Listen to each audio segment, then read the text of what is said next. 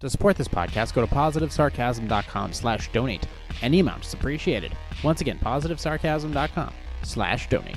Thank you and enjoy the program.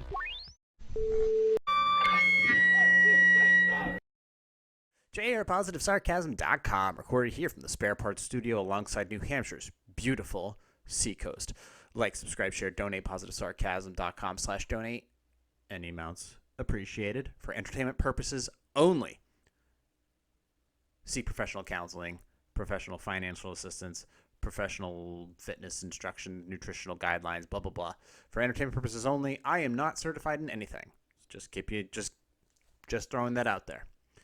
I've made it 42 years in life without being certified in anything. So there you have it. Find me on Instagram at positive_sarcasm. Hit me up on my website if you want to contact me there, positivesarcasm.com. And then, of course, you can email me directly, positivesarcasm@outlook.com. The feed through Apple Podcasts has been successfully fixed. So if you want to find me anywhere where RSS feeds are downloadable, go ahead and do that. That's iHeartRadio, TuneIn, Podcast Addict, Apple Podcast, basically anywhere where you use to download podcasts. It's now available again. Apologies for that. I was not made aware. I was not told anything by Apple Podcasts that it was just, it's gone now. It had everything to do with my artwork. Which was, it has to be 3,000 by 3,000 pixels and 72 dots per inch, or DPI. So I emailed them and I said, hey man, what's going on? And they told me 3 days later, and I fixed it, and now it's back online. However, non-RSS feed related sites, Substack, positivesarcasm.com, it's available for download and stream directly from my website. And, of course, Spotify, available for download there through non-RSS feed. If you want to watch this podcast, go to YouTube, Positive Sarcasm Podcast, or go to rumble.com and look up Positive Sarcasm Podcast. Remember, like and subscribe, most importantly, if you do want to spread this little niche podcast. What we're going to get into, though, what we're going to dive into, it's definitely going to be a cluster, but it's not what you'd call a niche. It's the $100 million question, the $100 million nonprofit question, the $100 million nonprofit question that stinks of fraud. But before we get accusatory, because I don't have to do all the accusations, there's plenty of other people, and I've talked about it in the past, but we're going to get into it. So first, a 501c3. What is a 501c3? A 501c3 is a organization that is a nonprofit entity. Now, you can only be recognized as a nonprofit organization officially by the United States government. Now, because I've definitely had a lot of skepticism when it comes to nonprofit organizations. And there's many different reasons. We don't have to dive into those. But ultimately, my skepticism of if you dump a ton of money into something that is not necessarily your own future investment, quite frankly, you should that money, you don't know where it goes, you don't know what's happening to it, you have a lot of questions. One of the reasons you dump money into a nonprofit organization or you donate money in that way is for tax purposes. It's a tax write-off to you. So if you make a ton of money and you're trying to figure out how to possibly, offset some of the taxes you're going to owe at the end of the year, well, you can take a lot of that money and just write a check to a nonprofit organization, pick one. Ultimately, if it's recognized, that can help you in tax season. Once again, I am not a tax expert in any way, shape, or form, but I've never been audited by the federal government. Knock on actual wood. So there is that to be considered. Now, that being said, let's get back to what I was originally starting with. I am what is a 501c3? That's a nonprofit organization recognized by the Internal Revenue Service, the IRS. All right, I got to give you some facts here, a groundwork before I go on my start building my path towards bullshit station. So 501c3, I worked with one. It was a nonprofit out of Exeter, and their stated goal was to basically the animals they got a lot of dogs. They worked very close with puppies from the moment they got them to the moment they paired them. So their goal was to pair rescued animals, rescued dogs, with first responders or veterans who have, some type of issue that could be helped ultimately with having a dog that ultimately is, does not cause any harm. It stays with its owner. It has a lot of that emotional support, but with the guidance of, it stays close, and it's a great representative of the community, of the organization that trained it and got all the necessary shots and food and all this other stuff for it. And they paired him with they paired that dog with somebody who could have severe PTSD, disability, something like that. It was it was a great idea. It's a very great idea. Now, how much does it cost to obviously take care of a dog? First off, to get it off the ground, well, you need, there's definitely going to be thousands of dollars in, but, not a ton, but you're going to need about $4 or $5 grand for make sure the dog's healthy, to train it, to feed it, to house it. All right, there's that. So you need a few grand of that.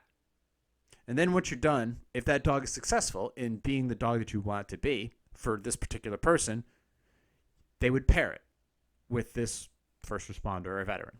It was great. It was a good idea. It was grassroots. It was led by somebody who was very passionate to a fault, and it still exists today in a much larger, and I from what I understand, just as respectable form. So that's great. That's what an actual nonprofit is. It basically, or in a natural sense, it's the idea of giving, taking time out of your life or dedicating your life to something that necessarily doesn't enrich you directly. So by taking care, first of all, you're taking care of dogs. You're giving dogs a chance. You're giving dogs a second chance, and you're giving somebody who's sacrificed for their country in many different ways an opportunity to have companionship, something that helps them. And you know what?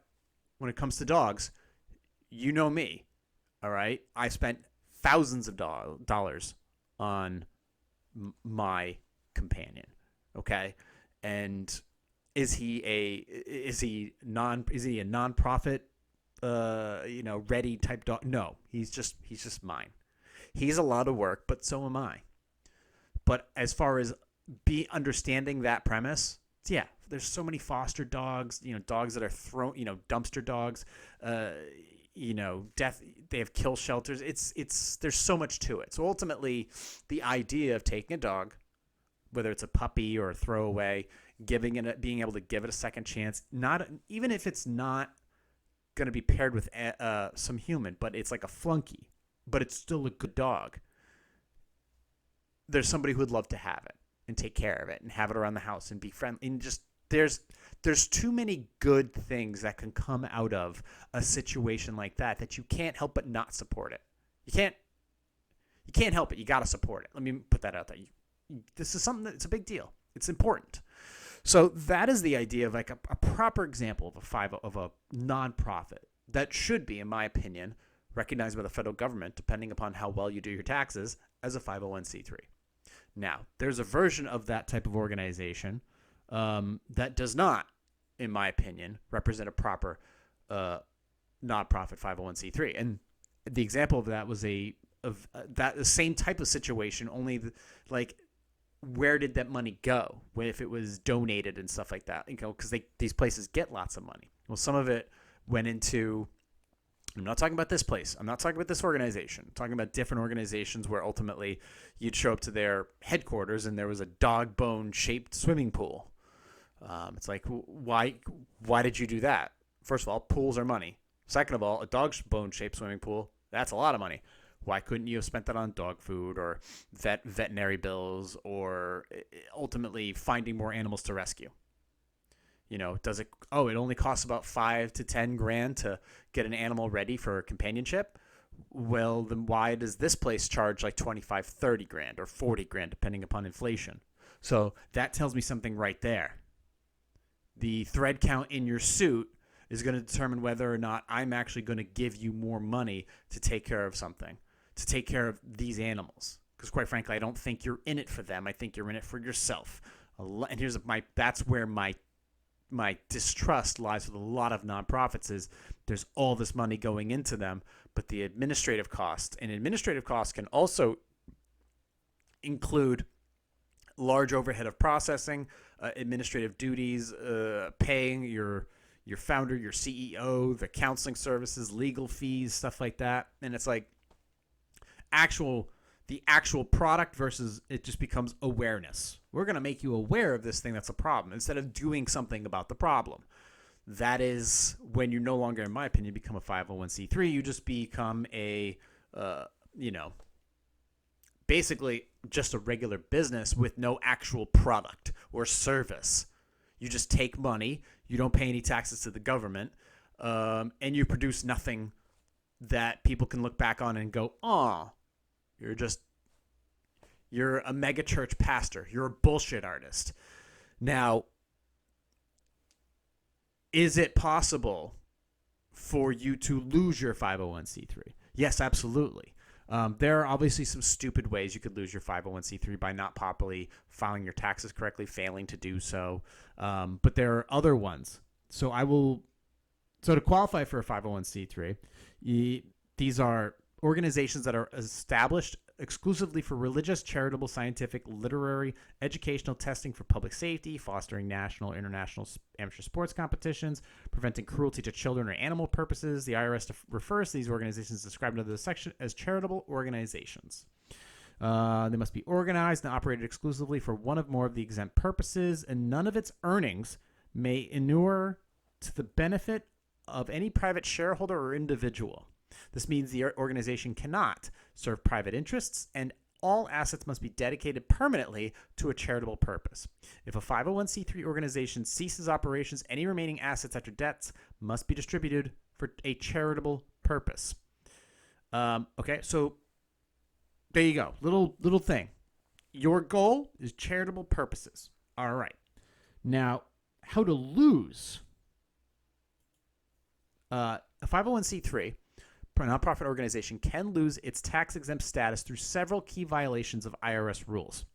The most common ways include failing to file required annual returns, engaging in private benefit or private inurement, exceeding limits on lobbying activities, participating in political campaign activities, generating excessive unrelated business income, and operating outside of its stated exempt purposes. All right, that's clear as day, according to the artificial intelligence search on Brave. So once again, these are the most common ways. So let's just take failing to file required annual returns. So that's just you didn't file your 990, which I believe it is. Take that, put it over here.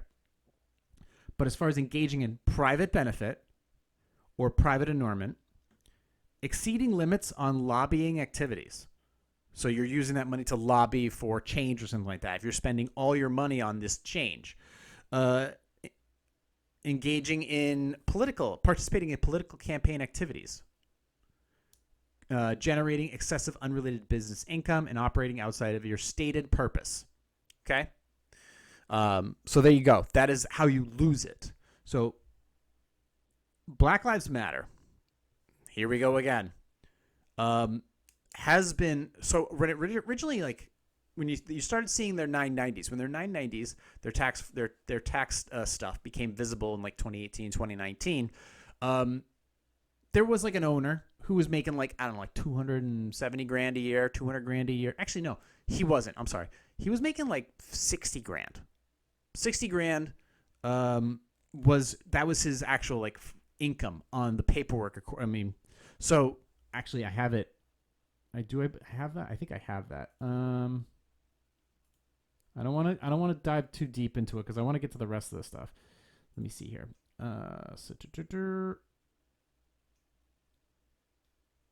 That is okay. So yeah, there was 2018, 2019. There was the founders' information there. Black Lives Matter. Here it is. So in 2020? 2020. I think this is they're filing in 2020 from 2019. $277,000 in revenue, to total assets $248,000, expenses $100,000, and it tells you in those expenses who. So Robert Ray Barnes at the time, Robert Ray Barnes was the president of Black Lives Matter, and let me get the second monitor up. There we go. And Robert Ray Barnes in 2020 received compensation of $37,500. That's not a lot of money, and I believe this was so. BLM was founded out of California. A lot of this focuses on Los Angeles and San Francisco. So there's that. Now, $37,000 is not going to get you far in California. No, it's just not. There was a couple other people, but ultimately in 2019, he had a compensation of about $62,000, and then in 2018, he had some compensation of $61,000. And then Gregory Moore, who was the treasurer, $3,900, and Anthony Coleman, about $1,000. So nothing really to brag about. And then there's him again, Robert Ray Barnes in 2017, $24,000, and then that's about it. So really, not a lot of money being generated. I mean, out of $300,000, we're talking 50 on average, about 40 something $1,000 going into compensation for this person. Ultimately, so I'm not here to criticize Robert Ray Barnes. I'm not looking him up. I don't know anything about him, because we're at this point. That's low hanging fruit. We need to get to the thing as a whole, the entity as a whole, because $61,000 is not gonna raise anybody's eyes at the IRS or anybody's eyes in journalism for that matter. So we need to look at what happened after, because obviously in 2020 you had COVID, and then also you had what happened with the George Floyd incident. So there was that situation which blew up donations to Black Lives Matter through multiple people. Obviously, through like Hollywood, a lot of Hollywood folk donated a lot of money to Black Lives Matter. So, okay, we're talking in total about $100 million. Originally, I think just in 2020 alone or 2021 alone, it was $90 million. $90 million. Obviously, adjusted for inflation, we're talking like $110, $120 million just in the last 4 years. So the idea now is there was a report, there was a big story last year, big video story about how a lot of the founders, the current people who run BLM, were seen purchasing large estates, large houses in southern and northern California. And they claimed it was for organizational purposes, for people to get together and stuff like that. And it's like, okay, sure. Interesting. Okay, all right. Multi-million-dollar estates in California. So hold on. Give me a second here. What's your established purpose? What was your original status purpose? Like, what's your intentions with this organization? Okay, so how does this connect with that?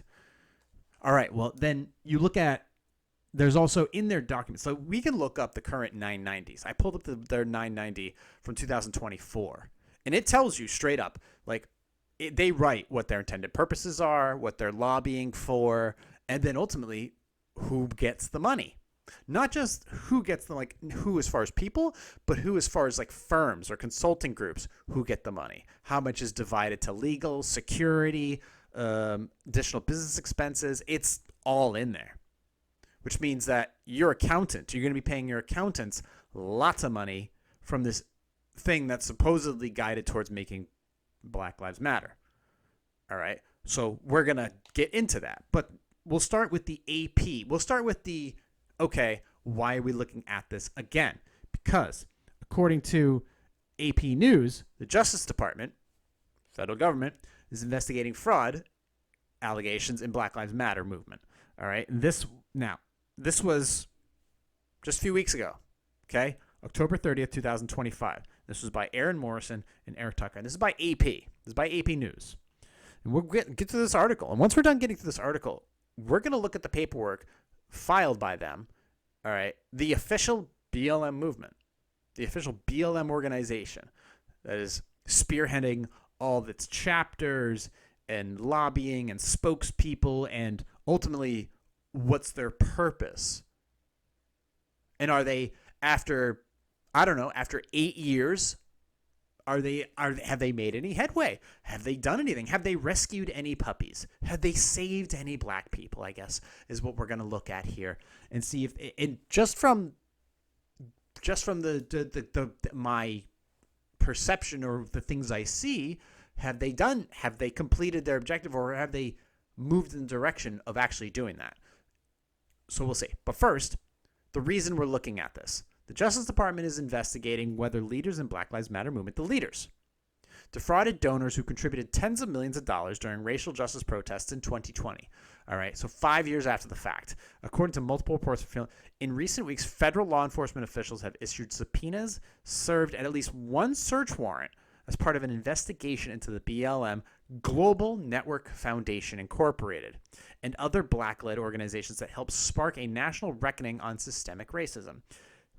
Said the people who were not authorized to discuss an ongoing criminal probe by name and spoke on condition of anonymity to the Associated Press. It was not clear if the investigation would result in criminal charges, but its mere existence invites fresh scrutiny to a movement that in recent years has faced criticism about its public accounting of donations it has received. The recent burst of investigative activity is also unfolding at a time when civil rights organizations have raised concerns about the potential for the Trump administration to target a variety of progressive and left-leaning groups that have been critical of him, including those affiliated with BLM. So they think this is targeted. All right, well, there's that. One of the people said the investigation has been initiated during the former administration, but is getting renewed attention. Okay. The foundation said it took in over $90 million in donations following the 2020 murder of George Floyd. Critics of the nonprofit organization and the BLM movement broadly accused organizers of not being transparent about how it was spending the donations. That criticism grew louder after BLM foundation leaders in 2022 confirmed they used donations to purchase, as I just talked about, a $6 million Los Angeles property. $6 million. Okay, so let's just see here. Let's just go to the calculator, which actually I already opened, and let's just see. What is... that's $90 million. Let's see. So 90, let's do 90 times 0.06. Okay. So about 6%. So about 6% of the $90 million went towards a house. 6%. Okay. So why would you, in Los Angeles, first of all, why would you purchase a property in Los Angeles, of all places, that includes a home with 6 bedrooms and bathrooms? So let's just see here. 6 bedrooms. Okay, that's a lot. 6 bedrooms. It's not going to home the entire black population, but I guess it's a modest start. We'll call it that. So we got $6 million. Now, why would you purchase it in Los Angeles? Why would you purchase it in, say, I don't know, Texas or Florida, or I don't know, in other areas? Why wouldn't you purchase it up where George Floyd was killed or murdered? Because technically the conviction is there. Why wouldn't you do it there? Wasn't that the spark point? Why wouldn't you go to the source? If he was murdered up there, was it Minnesota? I believe it was. Yeah, Minneapolis. Why wouldn't you purchase property there? Just saying.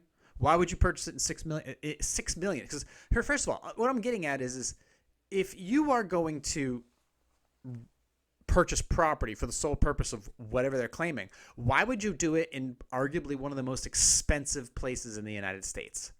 Los Angeles County, Los Angeles, in California. Why would you do it there? Is there some type of special tax exempt things that you can do over there? I'm asking the question because to me that automatically raises red flags right there. And not to mention the fact it's $6 million. You think you could have bought something in the Valley for maybe a third of the price? Once again, asking questions. The leaders previously denied wrongdoing and publicly released tax documents. Okay, so they didn't. No. Okay, well, it was confirmed that it was confirmed. First of all, it was confirmed that $6 million was used. $6 million in donations. So let's say I care about your cause. I'm going to give you $90 million. Cool. I'm going to take $6 million of that and go buy a fucking property in Los Angeles with 6 bedrooms and bathrooms. Hold on a second. There we go. Issue number 1. Let's just say strike 1 in poor judgment when it comes to running a 501c3. They denied wrongdoing, and they publicly released their tax documents, which I have. No prior investigations into the nonprofit finances have yielded proof of impropriety, depending upon who's looking into the impropriety. Leaders of the foundation have received subpoenas, which means you need to show up to court because we have questions. In a statement emailed the AP on Thursday, the foundation said it is not a target of any federal criminal investigation. That is a quote from them. Okay. We remain committed to full transparency, accountability, and the responsible stewardship of resources dedicated to building a better future for Black communities, the foundation said in a statement. So it's been 8 years. It's been 8 years. Where is that better future?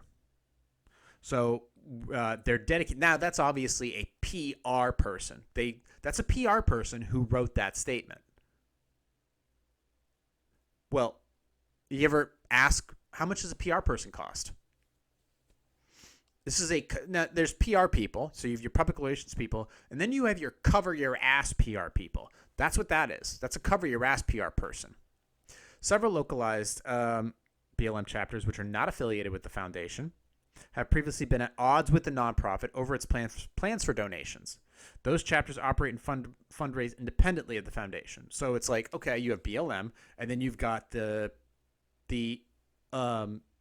chapters that they're like they want to do things differently, and they've got some doubts. Okay, well, understandable. So maybe they have some actual virtuistic causes, unlike that apparently don't align with the Black Lives Matter 501c3.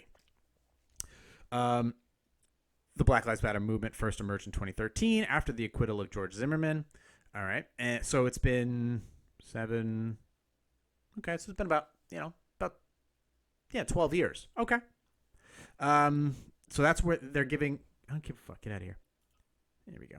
Movement founders and organizers pledged to build a decentralized organization governed by the consensus of the BLM chapters. But as movement influences grew, so did the number of organizations that became affiliated with BLM. In 2020, a tidal wave of public contributions came in the aftermath of the protests of the George Floyd murder.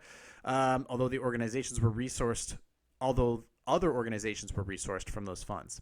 Leaders of the foundation opened up about finances and organizational structure in 2022, revealing detailed accounting of expenditures. The latest 990 filing shows that BLM had $28 million in assets for the fiscal year ending in June of 2024. So they got $90 million in donations after 2020. They had $28 million in assets, I guess, left at the end of 2024. Towards the end of 2020, in the middle of 2024. So the so 30 and 90, about 60 million. 60 million, just poof. All right. So you had, from 2020 to 2024, you had $90 million to do stuff with. So where did that money go? So in 3 years, what did you do with that money, and did it solve anything?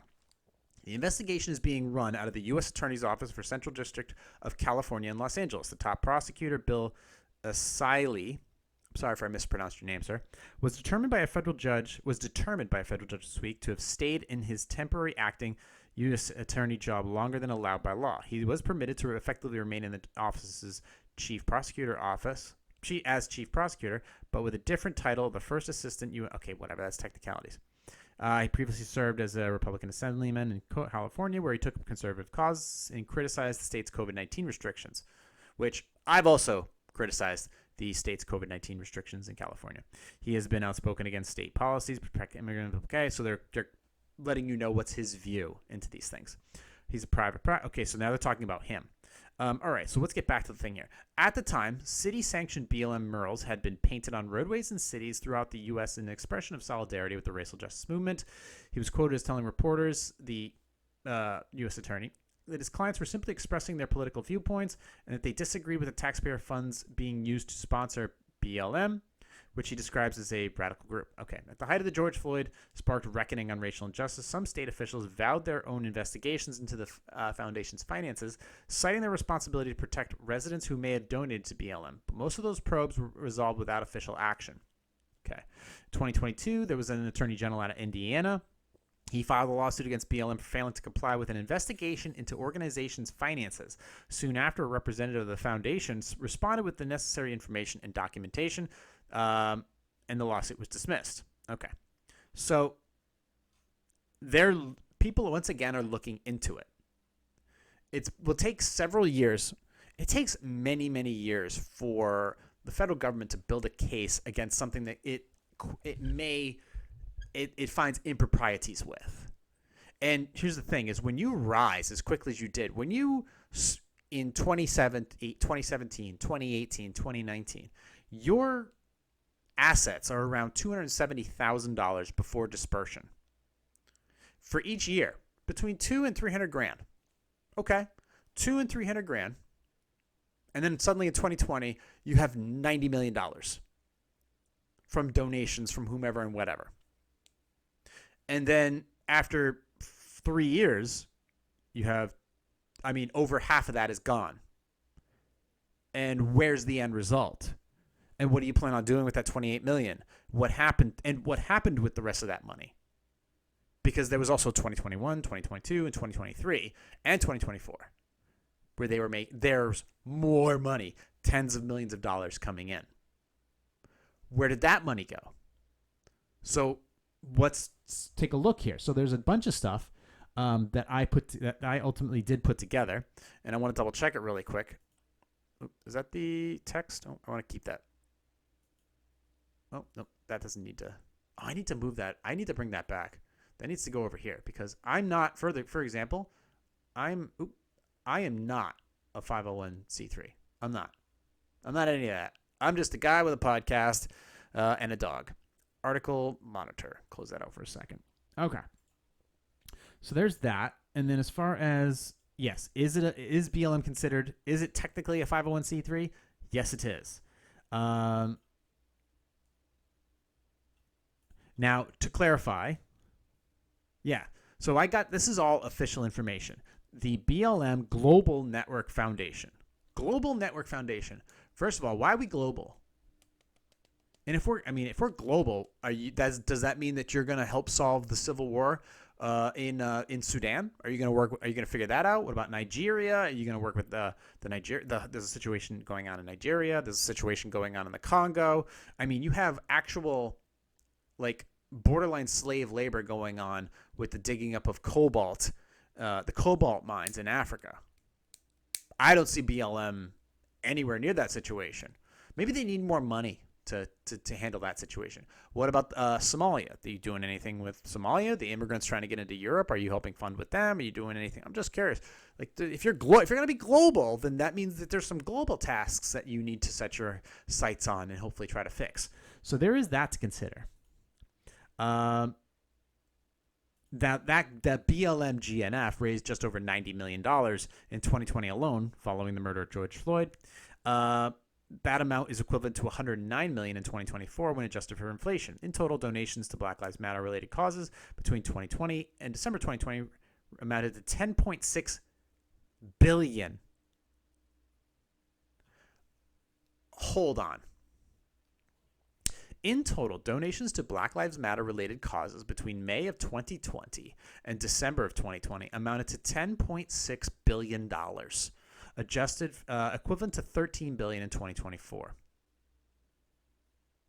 So the $90 million refers The $90 million figure refers specifically to funds raised by the BLM Global Network during this period. The foundation received a transfer of $66.5 million from its former fiscal sponsor, Thousand Currents, in October of 2020, contributing to its total.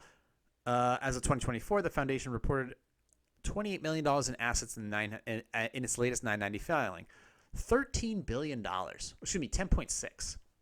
10.6. That's a lot of money. $10.6 billion. You could probably, I wonder if you could solve the homeless problem in California. I don't know. Just curious. Anyways, moving on. So there's that.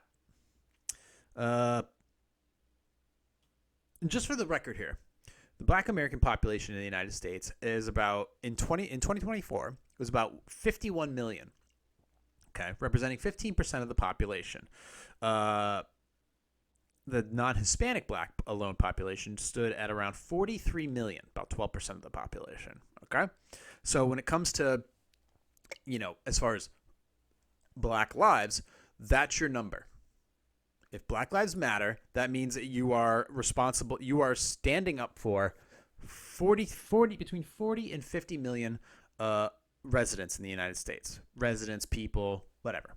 So that's that's what your goal is to ensure the future of 40 to 50 million Black Americans. That's your goal. Ultimately, if Black Lives Matter, that's your goal. It's not raising awareness. If you have $100 million, your job isn't to raise awareness. It's to assist with the future of. Okay? If you want them to go to college, if you want them to get better jobs, if you want them to have housing, if you want them to have better food, if you want to, raising a family, being good stewards in the community. I don't know, offering down payments on homes, offering security deposits on apartments, helping them find jobs, and how to fill out resumes, how to do their taxes, how to cook. I don't know. Just throwing it out there. What do I know? I'm just a white Jew talking. So there's that. Now I talked about what is a 501c3, which Black Lives Matter currently is. How to lose your 501c3 status, which basically means if you do anything outside of your actual your stated goal. And then participating in political campaign activities, generating excessive unrelated business income, so on and so forth, exceeding your limits on lobbying. There's that. So as far as their accounting goes, so we talked a little bit about how the global network generated 90 million. And then in total, non-related, when they smashed it all together, all the things that are supporting them, it's like $10 billion. But we can't dive into the $10 billion. We just got to focus on that 90 million. That $90 million. All right. So they had 26 million, 70%. Okay. The Black Lives Matter Global Network, their tax returns covering 2021, 2024, showing 28 million in assets at the end of last year, or the mid last year. For the fiscal year ending in June 30, 2021, the foundation reported nearly 42 million in net assets, 4 million in operating assets, with approximately 26 million, which is 70% of its total expenses, distributed as grants. During that period, it paid 25 million, almost 26 million in grants, including 17,971,000 to domestic organizations and $8 million to foreign organizations. Foreign organizations. Why would you do that? Why wouldn't you focus on the problem that supposedly is here? Because if America is systemically racist, why would you be taking $8 million and shipping it overseas? That doesn't make any sense to me. Major grantees included the Living Through Giving Foundation, $2.3 million, Team Blackbird LLC, $1.5 million, and Michael O.D. Brown We Love Our Sons and Daughters Foundation, $1.41 million. Additionally, the foundation distributed $500,000 in grants to several local chapters, BLM DC, Los Angeles, and Philadelphia, among others. So $500,000. So only $500,000 went to local chapters. All right. All these other ones, these other limited liability corporation or limited liability company and these other foundations, they got millions of dollars. But the local chapters in the major hotspots, which is DC, Los Angeles, and Philly, they got $500,000. Okay. The foundation also spent $6 million nearly $6 million on a Los Angeles area property intended as a campus for Black Artists Fellowship.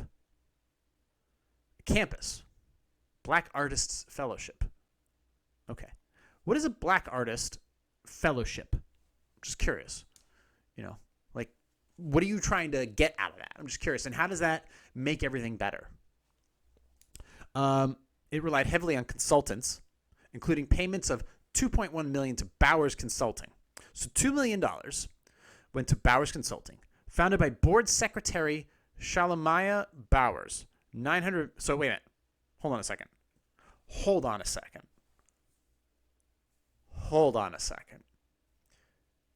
It relied heavily on consultants.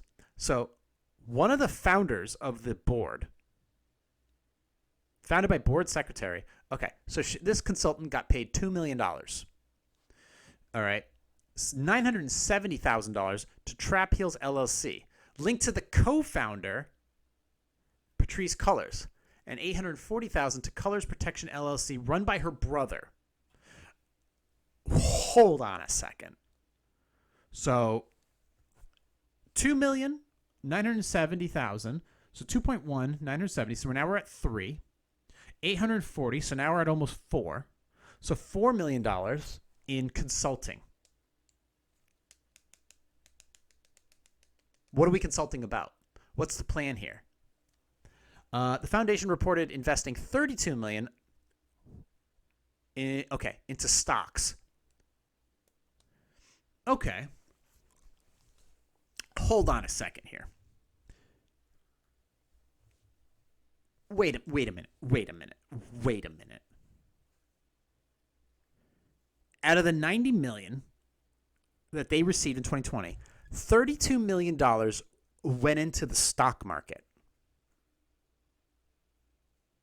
intended as an endowment for future operations. So almost like a college campus, basically, is what you're telling me. So they're operating like, because every college, a lot of universities have endowments that are multi-million dollars. This is basically like the backup for whatever, because colleges are tax exempt, but they also have this giant endowment. So now apparently BLM has one. 32 million. So they have a 32 million stock portfolio of basically a 401k or a Roth IRA. That is going to be, so they bought heavy into NVIDIA, and they're going to use that to enrich the future lives of black people. All right. That's questionable. So what about, so you're going to take $32 million, put that in the stock market, and then you're going to use that money. When are you going to take it out, and what are you going to do with it to enrich the future lives of black people? What about the current? What about the current situation? The ones that are constantly getting abortions because they can't support a family because their dads aren't there. The homeless problem with black people, racial inequity issues, redlining laws. What about attorney's fees? I don't know. Anything to do with the now. What about the now? What about the problem now? No, we're going to wait. We're going to take that $32 million. First, we're going to spend $6 million on a house. And then we're going to take $32 million of it, and we're going to put it in the stock market, which ultimately was a good idea because returns from 2020 to now are quite impressive. Okay, so did they pull that money out? And if so, where did it go? The foundation reported $32 million in donations received 2020 into stocks. Okay. Intended as an endowment for future operations.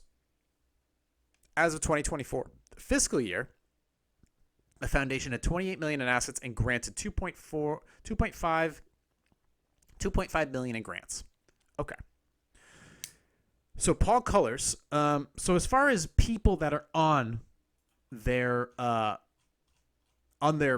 tax filing, reportable compensations. So people essentially who got paid to be part of this nonprofit organization. So remember, in 2018, the president of this organization received compensation for about $60,000. It's in the paper, about $60,000. The year before, he got about $30,000. The year after, so $30,000, $60,000, $60,000. That was it. Now, Still decent money. But I'm just saying, in 2017, 2018, he got about 60 grand. So we'll average it about, between the 3 years, he got about $40,000. 40, 50 grand. All right. Paul Cullors, this was 2024, I believe it was. He's just the head of security. He wrote down that his average hours worked per week were about 50 hours a week. He received on his own reportable compensation of about $200,000 and an additional $24,412 from other related items, organizations. The director of operations, who was supposedly working 40 hours a week, honest living, he alone received 50%, double. He received double what the president of Black Lives Matter made in 2018, $109,000, plus an additional $12,800 on top of that from extra estimated compensations. So for all that, over $200,000, $209,000, $230,000, $240,000 just in the head of security and the director of operations for 2024.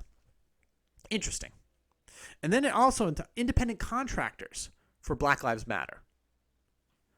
Like I said, Bowers Consulting, BLM Staffing and Management Services, $2.595 million. Well, I'm just curious, if it's staffing services, staffing and management, who are you staffing? Who? Black Lives Matter, or staffing firms to get black people jobs? And the question is, did the rate in employment for black people go up since this staffing agency took $2.595 million? Because if it didn't, it's like, well, I would fire that consultant. We're not done yet, though. Black Ties LLC, professional security services. So we already saw that the head of security got $200,000 plus additional $24,000 in other compensations. They paid $1.6 million for security services. Okay. Legal, because obviously accounting and other things like that. Legal services, Foley and Lardner LLP, out of Wisconsin Ave in Milwaukee, Wisconsin. They got $1.492, so almost $1.5 million in legal fees. New Impact Partners LLC out of Dayton, Ohio, consulting services, $913,000. And of course, Trap Heels LLC, and I've already talked to you about, if you go back earlier in the podcast, who these people were and who they related to. Live production design and media, $770,000. And it goes here basically like additional stuff here. This is basically a breakdown of grants and all this other stuff, just a breakdown of all this other legal fees, 2.24, blah, blah, blah, which I already showed you. It equates to total expenses just for those things, $10.759 million. And then there's shows you the fundraising expenses. It shows you the management and general expenses, which is $5.4 million. The program services expenses, $5 million. Whole breakdown right there of everything. Now, here is complete the section if exempt from under section 501c3 and not filed. Okay. During this year, I believe it was 2024, did the filing organization attempt to influence national, state, or local legislation, including any attempt to influence public opinion on legislative matter through the use of volunteers? Okay. Hold on a second. Let's go back to this thing. How to lose, can lose its tax-exempt filing status. A 501c3 can lose its filing status as a nonprofit, engaging in private benefit or private incursion, exceeding limits of lobbying activities, participating in political campaign activities, generating excessive unrelated business income, and operating outside of its stated exempt purposes. Okay. Over here, we've got, during the year, did the filing organization attempt to influence foreign, national, state, or local legislation, including an attempt to influence public opinion in a legislative matter or referendum through the use of? And they've got yes marks here, which means that excessive lobbying is one of those things that could possibly cost you your 501c3 tax filing statuses. Through the use of volunteers. Yes. Paid staff or management, including compensation and expenses reported on lines 1 through 19. Yes. Media advertisements. No. But then again, you had like a lot of legacy media talking about it. And a lot of people, a lot of Hollywood talking about it. A lot of other people like Jesse Jackson and Reverend Al Sharpton boasting about it online and stuff like that. And they have their own lobbyist groups that go through Congress. So ultimately, they wrote no, but they didn't. That doesn't mean anything. Mailings to members, legislations, or the public? No. Publications or public broadcast statements? No. Grants to other organizations or lobbying purposes? No. Okay. Direct contact with legislators, their staff, government officials, or legislative body? Yes. Hang on a second. Let's go back. How to lose your 501c3. Participating in political campaign activities or exceeding limits on lobbying activities. Participating in political campaign activities. Let's go back. Direct contact with legislators, their staff or government officials or legislative body. Yes. Okay. Lobbying activity. Okay, so you can lose your 501c3 by participating in political campaign activities. Did you donate? I mean, does that mean specifically that did you donate to like a president or a candidate for president or something like that? I don't know. But ultimately, direct contact with legislators, their staff, government officials, or legislative body. Yes. They said yes. They wrote yes. Rallies, demonstrations, seminars, conventions, speeches, lectures, or any similar means. Yes. So they put direct contact about 20 grand, rallies about 5, other activities, 77,000. In total, $100,000. Okay. Which is a drop in the bucket because the head of security got 200 grand. Well, plus additional compensation. All right. On top of that, you have here public safety agenda. Lobby Senate. So this is there's supplemental information. Please provide the description required for Part 1A. Blah, blah, blah, blah, blah, blah, blah, blah, blah. Instructional, also complete as part of this. Okay. Part 2-B, line 1, lobbying activities. Public safety agenda. Lobby Senate Democrats to pursue a legislative agenda on public safety and sit on a coalition that presented agenda to Congress. That was one of the things that they wanted to do. They lobbied Congress using donated funds. San Francisco Board of Supervisors right to boss to vote no on a proposal that would allow San Francisco Police Department to use robots for lethal force purposes. All right, that might be something I could get behind. Expand abortion rights. Demand Congress expand and protect abortion rights via legislation. I'm not sure how I understand. First of all, that's a hotly debated topic in general. I just don't get how that supports the community. How does that help the community? That in itself is an interesting question. Remove police officers from traffic incidents to change traffic stop policies. So remove police officers from traffic incidents. First of all, every time there's a traffic accident, there's two people that need to show up. One is a police officer. The police officer needs to be there to help direct traffic, help if anyone's injured, to find out if there's any criminal misgivings in the situation. First of all, did the person that caused the traffic accident, were they on any drugs or alcohol? Second, the person that caused the accident or was involved in the accident, any criminal history? Do they have a driver's license that's active? They suspended? Did they have any warrants? These are things that the officer needs to be there to assist. Okay? They are public servants. They need to serve. They need to be there in case of an accident. They need to make sure that the situation is taken care of so that when fire and EMTs show up, they can do their job of making sure that the people that are in the cars are gotten out of the cars. That's their job. If there's fires, they need to put them out. If there's a fire, you're going to need cops there to make sure that they set up the situation to make sure it's safe for traffic that is going back and forth. The cop, in 1,000 different ways, cops need to be there. Removing police officers from traffic incidents. Incidences? Define incidences. What's a traffic incident? An incident involving traffic. What's an incident involving traffic? A traffic accident.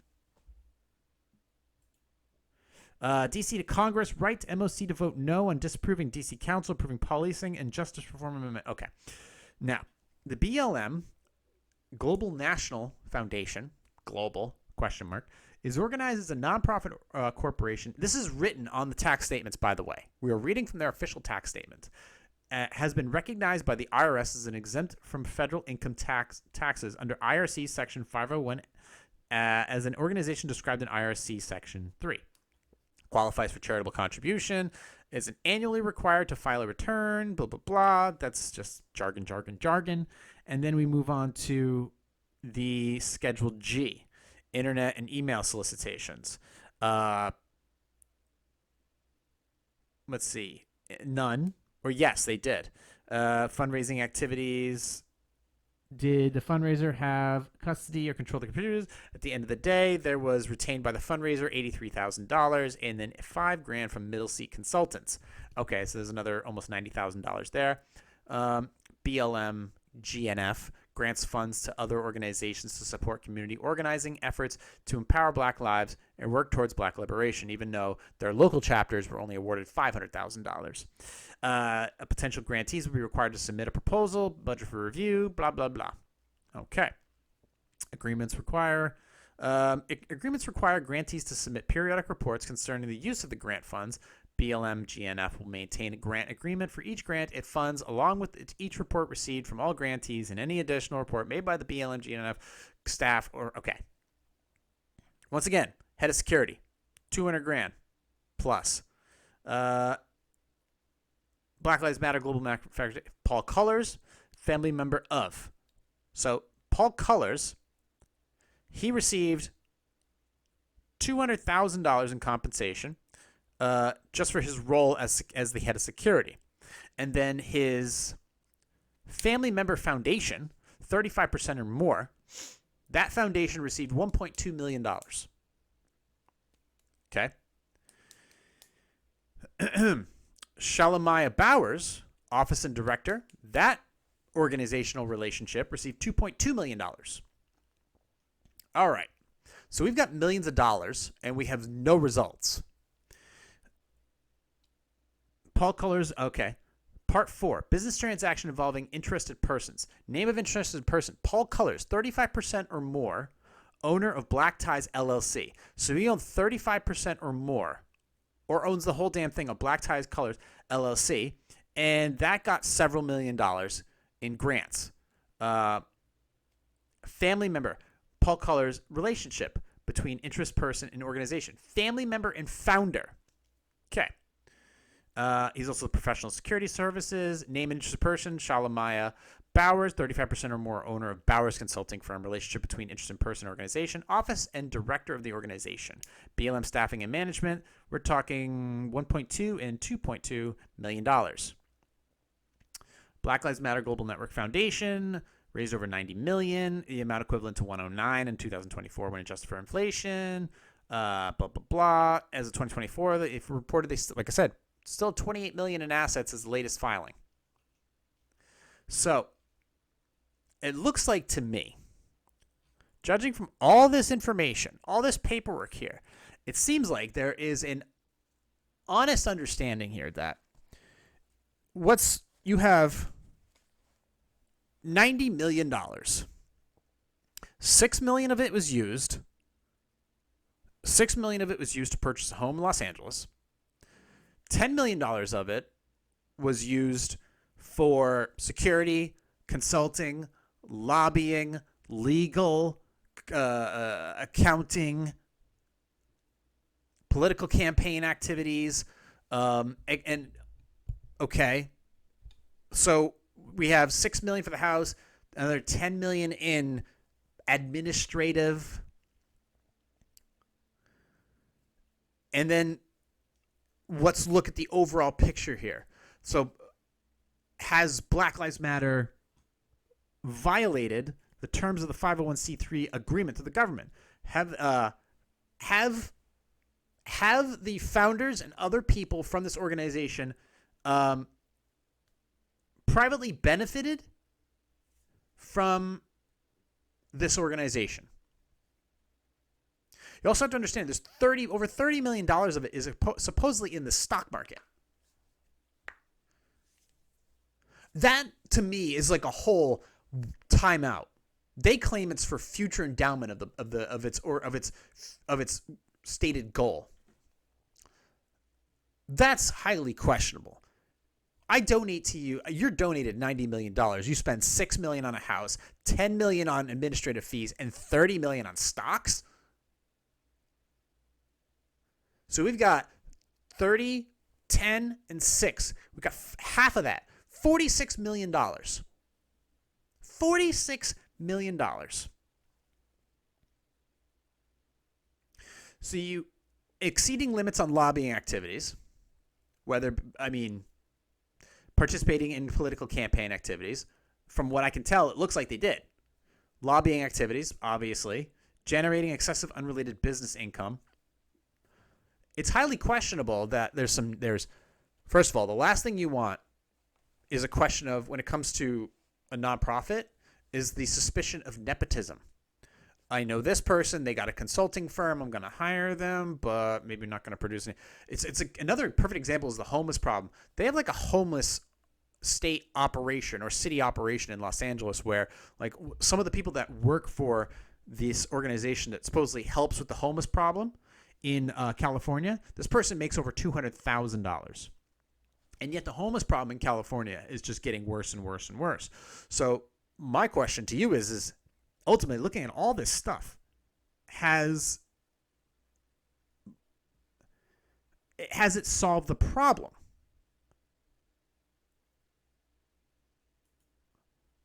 And ultimately, what was the problem in the first place? Tell me what the problem is. All right, if I acknowledge that there is a problem and that there's a way to fix it, and I give you $90 million to fix it, and in 7 years, in total, from 2013 to 2025, you don't solve any of it, and a bunch of people got rich off of it, that sounds like a scam. That sounds like a complete scam. And it looks like that if there's anybody worth their salt who's actually going to look into this paperwork, this official filings, I mean, if it was me, first of all, the purchase of a $6 million home, highly questionable.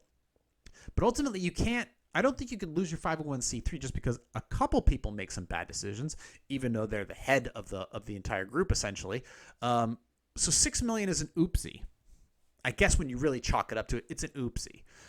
But when your stated goal as a 501c3 is to help with this problem, and you don't solve any of it after 5 years, let's just say 5 years, you do nothing to resolve it. You have nothing to show for it.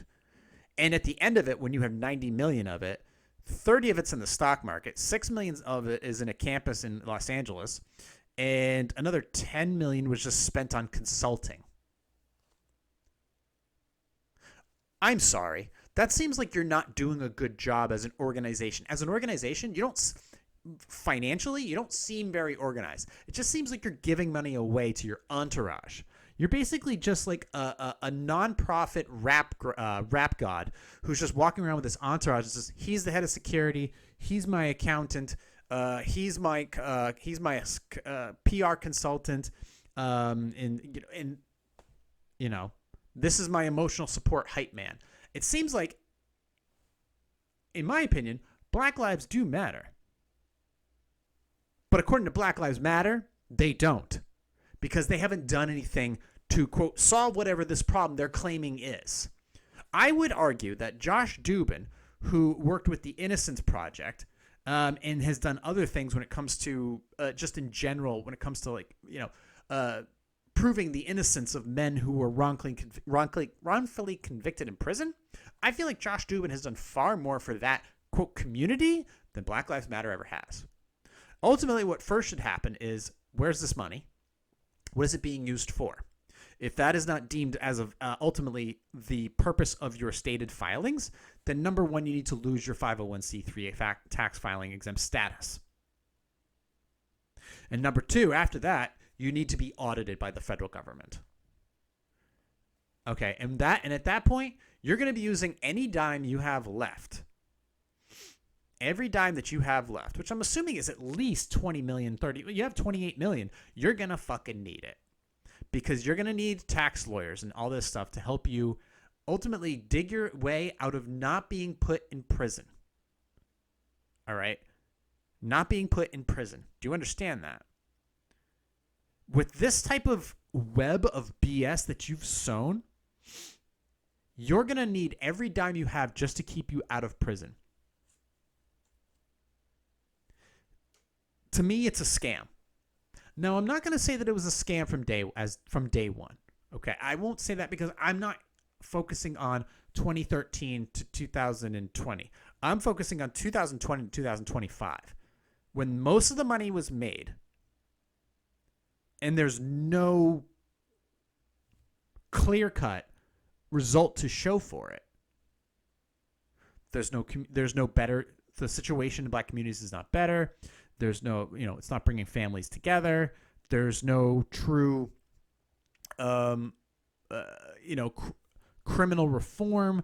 There isn't anything. It just seems like the cities that these problems exist in have gotten far worse.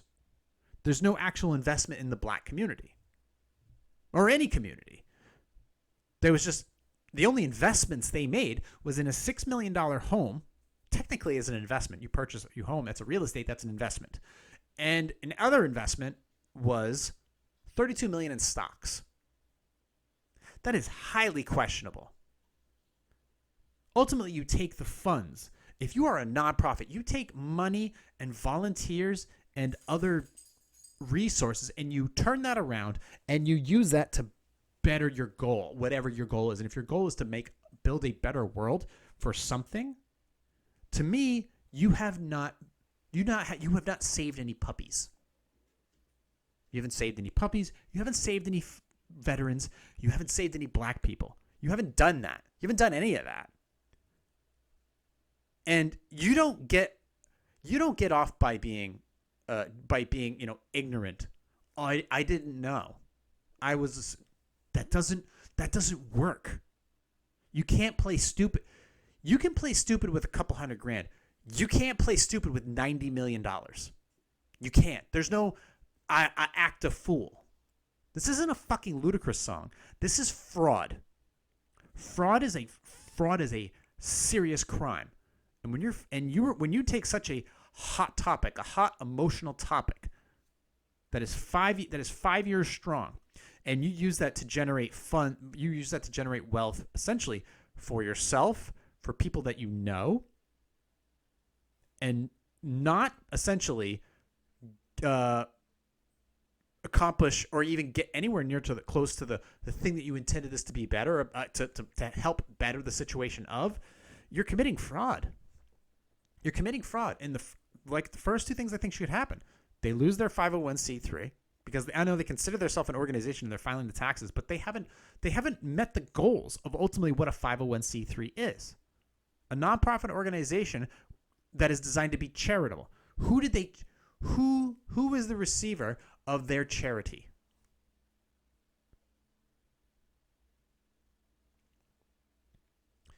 And ultimately the other things, lobbying activities, political campaign activities, excessive unrelated business incomes, operating outside its stated exempt purposes, private benefit, private incurment. It seems like there's a small handful of people that are out for themselves, and they are absolutely benefiting at the hands of those who are right now suffering from inflation, possible systemic issues, and ultimately just the struggles of their community and trying to get out of it. The idea of trying to get out of your community. Don't worry about what your community is doing. Worry about yourself and your family. Black families are not being held together. Crime is through the roof in a lot of these cities that are Democrat run. And this organization that generated over $90 million